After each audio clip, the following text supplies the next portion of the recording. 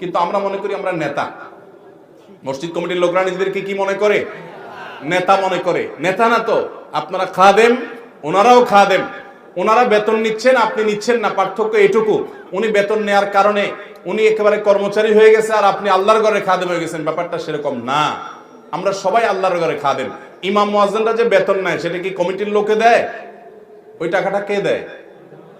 কমিটির লোক বাহ্যিকভাবে দিচ্ছে, সাধারণ মানুষ দিচ্ছে বাহ্যিকভাবে। আসলে এটা আল্লাহর টাকা। এই টাকাটা কার? মানুষ দান করেছে কাকে?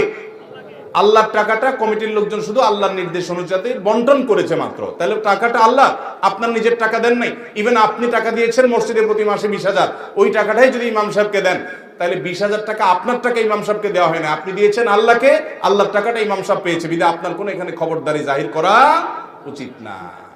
আল্লাহ আমাদের মসজিদ কমিটির ভাইদেরকে হেদায়েত দান করুন। আল্লাহর ঘরে খেদমত করতে এসে যেন মাস্তানি ভাব না নেই আমরা।